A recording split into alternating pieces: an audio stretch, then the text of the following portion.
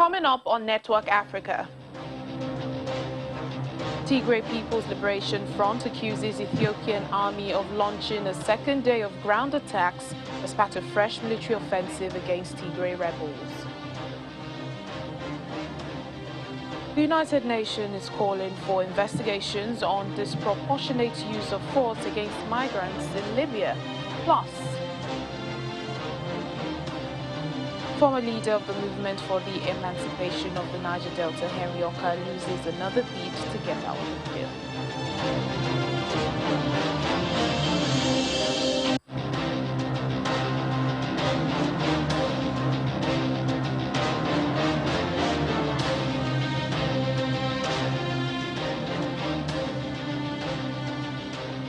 Hello and welcome to the program. I'm Layo Adegoke. We begin in Ethiopia, where a senior member of the Tigray People's Liberation Front, TPLF, says the Ethiopian army and allied forces have launched the second day of ground attacks as part of a fresh military offensive against Tigray rebels.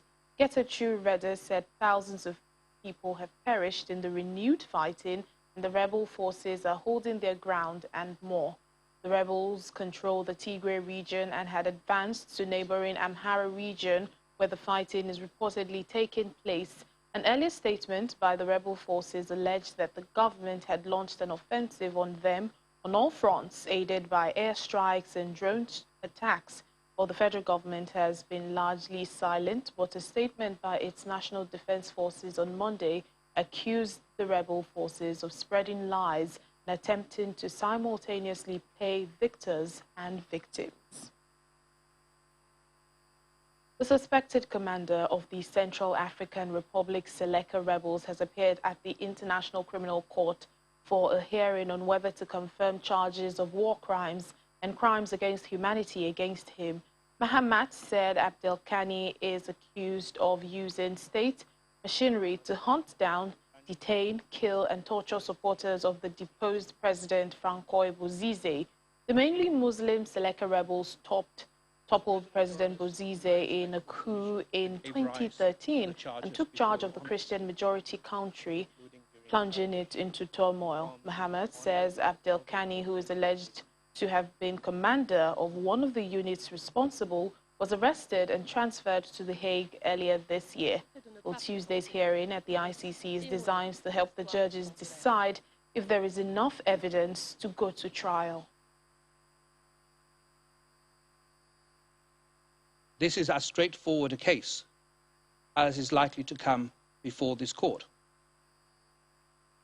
This is not a case where your honours are going to be challenged to look at complicated theories of liability of a military commander or a civilian superior removed from the theatre of conflict.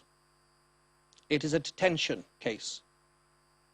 And we say the evidence overwhelmingly shows that Mr. Said was in the room where it happened. He encouraged it, he facilitated it, but he also took part in beatings and mistreatment that justifies the forms of participation that are put in the document containing charges. The hole below is the location where many of those unfortunate souls were placed in terrible conditions, without toilet, food, or any type of care. Literally standing above them was Mr. Said. We say that room and that area was his office. The evidence discloses that. He used to frequent it. And perhaps it's quite apt that literally standing on their heads, trampling on their dignity, stamping on their rights. He cannot plead ignorance. The smell was awful. The proximity could not have been closer. This is the type of criminality that gave rise to the charges before your honours. The UN Human Rights Office is calling for prompt and thorough, impartial and independent investigations into the use of disproportionate force by Libyan authorities against migrants and asylum seekers. UN rights spokesperson Marta Hurtado says armed forces in Tripoli began a series of mass arrests a week earlier, detaining more than 4,000 people in overcrowded detention centers. Well, on Sunday, hundreds of migrants and refugees were waiting outside the United Nations Center in Tripoli to seek help in leaving Libya after what aid groups called a violent crackdown on them. The migrants say they have faced violent abuse and extortion in a country that has seen little peace for a decade, but has become a major transit point for people seeking to reach Europe. We call on the authorities to establish prompt, thorough, impartial, and independent investigations into the claims of unnecessary and disproportionate use of force, including the allegations of killings by the security forces and affiliated groups, with a view to hold those responsible accountable. Victims have the right to justice and reparations. We also call on the Libyan authorities to release all arbitrarily detained migrants and asylum seekers, seize their rights on their settlements and halt evicting them, as well as stop criminalizing them. We encourage the authorities to reform the legislation to decriminalize irregular entry, stay, and exit of people. Kenya is set to disregard the judgment of the International Court of Justice on the maritime border dispute between Kenya and Somalia. The two countries are both claiming a 62,000 square kilometers in the Indian Ocean thought to be rich in oil and gas. Kenya's border currently runs horizontally into the Indian Ocean, and that is how Nairobi wants it to stay. But Somalia insists its southern boundary should run southeast as an extension of the land border. The former leader of the movement for the emancipation of the Niger Delta, Henry Okah, has lost yet another bid to get out of jail. He had brought 3 applications before Judge Mabitsela of the Johannesburg High Court in September, one for bail, one for leave to appeal his conviction, and another for reservation on the question of law. He opted to start with the bail application, saying he needed to be free in order to pursue his legal challenge of his conviction. Okah was sentenced to an effective 24 years in jail in 2013 for allegedly masterminding 2 bombing incidents in Warri and Abuja in 2010, where several people died and others injured. South Africa, where he is resident, convicted him on 13 counts of terror-related offences under the country's Anti-Terrorism Act. Our Johannesburg Bureau Chief, Betty Debier, reports from the Johannesburg High Court. Called that this is a bail application pending an application for leave to appeal his trial and conviction here in South Africa in 2012. In his judgment, Judge Mabitsela dismissed the application, saying that the applicant failed to show exceptional circumstances that would justify bail. He said issues like the standing conviction and sentence, the likely residence while on bail, and the safety and security of Mr. Okah while on bail, as he himself had raised, were hanging in the balance. Judge Mabitsela also pointed out that the issue of keloids, a skin condition Mr. Okah is suffering from, is not life-threatening, as his own doctor had told the court. To Mr. Okah, who thanked the judge for giving him a fair hearing, the fight continues as he told his wife Azuka, who was present in court, that he would be headed to the Supreme Court of Appeal next. But his lawyer told Channels Television that before they get to that, they still need to approach a Johannesburg High Court for leave to appeal first. He also admitted that Okah may have put the cart before the horse by applying for bail first, before leave to appeal his conviction. It is noteworthy that Henry Okah, according to the law, could be eligible for parole in a little over 3 years' time, but he says he will continue fighting against his conviction because he wants to clear his name. From the South Gauteng High Court, Johannesburg, South Africa, Betty Dibia, Channels Television News. The Democratic Republic of Congo will be playing host to the 5th African Business Forum, organized to foster development of a battery, electric vehicle and renewable energy industry value chain and market in Africa. Although the November summit is expected to provide significant opportunities for Africa, especially as there is a global transition towards green energy and rapid decarbonization. This trend has spurred the demand for electric vehicles and investment in battery-powered storage systems, which is expanding the deployment of solar and wind energy. Well, at the fourth edition that was organized by the United Nations Economic Commission for Africa back in February, the agenda featured a discussion around innovative financing to leverage energy and economic diversification for Africa's development.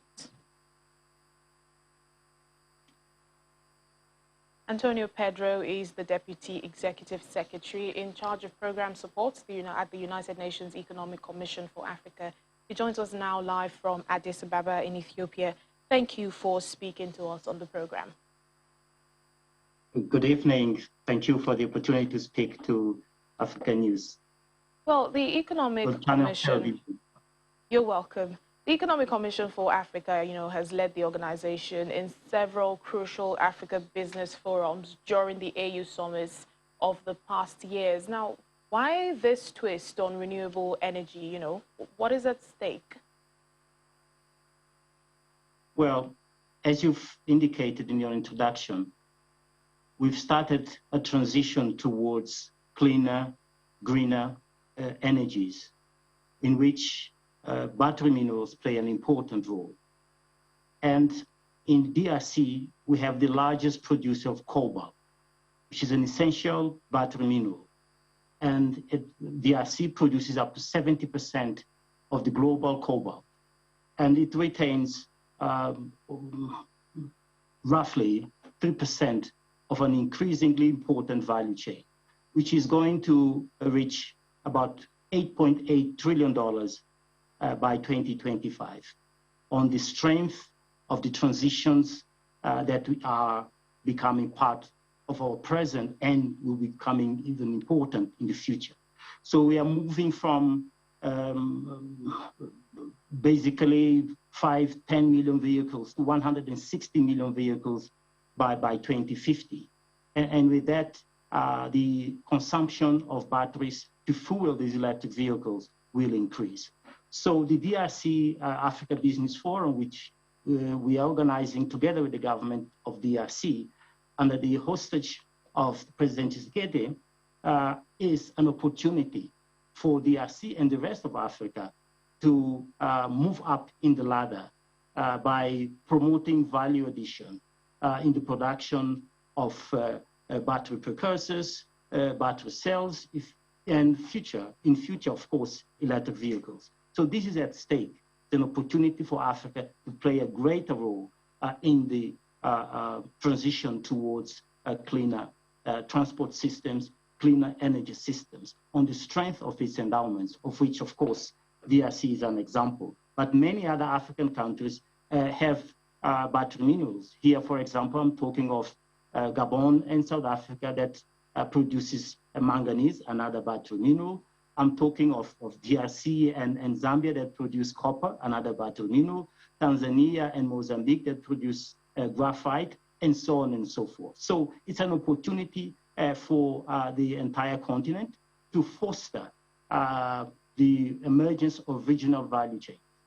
So what is the strategy, to moving DRC and these other countries up in the battery and electric vehicle value chain, and how, does it speak to the rest of Africa? First, this is a conversation that will be informed by evidence. We've commissioned a study by Bloomberg Neff. This is a reputable consulting firm, the data with very strong metrics and data. And the Bloomberg study will be public soon. That will, among other things, indicate that DRC can be a globally competitive investment destination for the production of battery precursors. So that is the starting point. The conversation is going to be based on very strong fundamentals. So the strategy includes, of course, based on the strength of those numbers, to engage with investors from within and without Africa. And we're very happy that there has been considerable interest on the opportunities that DRC and Africa offer.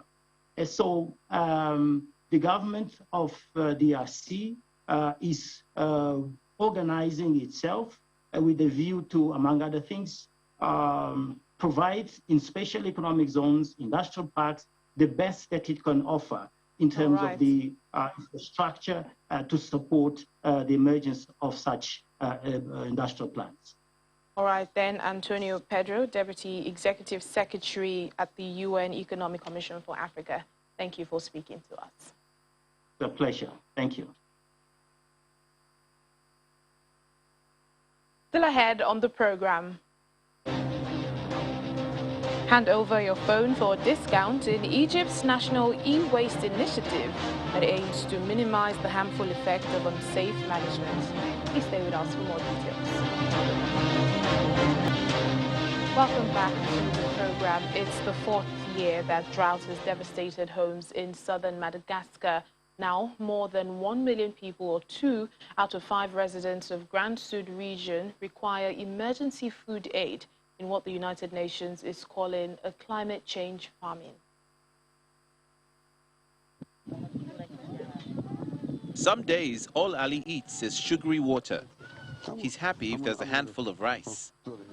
But with 6 young kids and a wife to support, he often goes without. In the morning, we take water and sugar for lunch. It is crushed into dry corn, as you see. And in the evening, we sometimes don't have anything. Unless there's a little income on the day, then we can buy rice. Before, we could buy things because we had a small amount of money. The monthly ration of the World Food Programme food aid is also not guaranteed. Climate change is battering the Indian Ocean island, and several UN agencies have warned in the past few months of a climate change famine here. Researchers at the University of California at Santa Barbara say rainfall patterns in Madagascar are growing more erratic. They've been below average for nearly 6 years. The country produces less than 0.01% of global carbon dioxide emissions, according to the World Carbon Project. 500,000 children are expected to be acutely malnourished in southern Madagascar, 110,000 severely so, according to the UN Children's Fund, causing developmental delays, disease, and death. For example, in the Ambassador district we visited yesterday, that is a project of 200 hectares of land that will be allocated to 2,000 families. It is huge because these 2,000 families are here, and we must know that during the period of severe drought, there is normally the rural exodus. This part of Madagascar is a victim of climate change, except they have not participated in it. And what we expect today from the superpowers is that the countries that pollute the most must help the countries that pollute the least. Nutriset, a French company that produces emergency food, plum peanut, opened a plant in southern Madagascar last week. It aims to annually produce 600 tons of therapeutic fortified food made of peanuts, sugar and milk for malnourished children. The Malagasy government is also giving parcels of land to some families fleeing the worst-hit areas. 200 families receive land with chickens and goats, which are more drought-resilient than cows. They were also encouraged to plant cassava, which is more drought-resilient than maize. The United Nations mission in South Sudan and the South Sudan Democratic Monitoring and Engagement Observation Program are jointly hosting a workshop in the capital city, Juba, to discuss the people's participation in the national budget process that would enhance public ownership of national resources, thereby boosting delivery of much-needed services for all communities. Well, it's 10 years after gaining independence, and South Sudan is on the brink of ushering in a truly democratic era for its citizens as it emerges from the devastation of past civil wars and begins preparing for elections as stipulated in the revitalized peace agreement. Should not be like before. State funds belong to citizens themselves. But without the means to view how they are spent, the public can never fully consider themselves the masters of their government. Popular participation in the national budget process is an essential aspect of economic reform and a prerequisite in facilitating the transparency and accountability. It ensures ownership of public resources by the people and facilitates prudent management and efficient service delivery. Consequently, it is both right and necessary that the recent progress and the peace agreement implementation be accompanied by a broadening and deepening of fiscal transparency. Local media in Tunisia is reporting that in the last few months, 15 Tunisian pilots have left the country's national carrier for Air Senegal. Head of the Tunisian Federation of Airline Pilots, Karim Eloumi, said the pilots are attracted by better pay packages offered by the Senegalese carrier, which was launched in 2018. He adds that at the national level, there's a real risk of loss of experience because of the officials that are leaving are high-profile pilots. But unlike the Senegalese airline, which is expanding, Tunisia Air has been hamstrung by debts estimated to be $657 million. Thousands of tons of electronic waste are being recycled in Egypt through the government initiative that aims to minimize the harmful impact of unsafe management.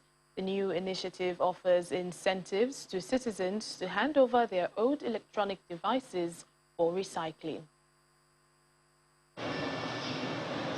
eTadweer, launched in June this year after Egypt passed a new law for waste management in 2020. It connects citizens with e-waste collection points at branches of Raya and Vodafone, two private sector telecommunication companies, who in turn move the discarded devices to recycling centers. This allows users to log their old devices into a special application and get discount vouchers for a variety of products as an incentive. For people to give me their e-waste, I have to give them an incentive. In the current situation, until the e-waste law is implemented, the value of this incentive must be greater than what the unofficial sector offers for e-waste. So we started getting in touch with companies that can offer discount vouchers. Nearly 90,000 tons of e-waste are produced annually within the country of 100 million people. They are usually handled by garbage collectors in the informal sector who keep the recyclable parts of electronics and haphazardly discard the rest. This poses a serious environmental and public health threat due to contamination caused by hazardous minerals. The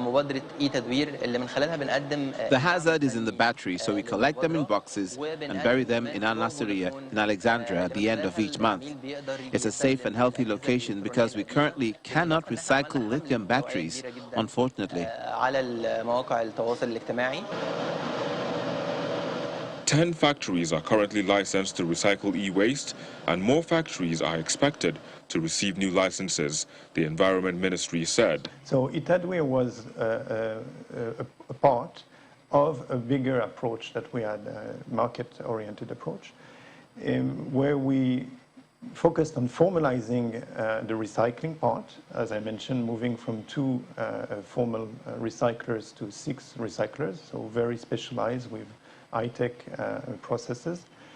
And on the other side, we were playing a role in formalizing the collection.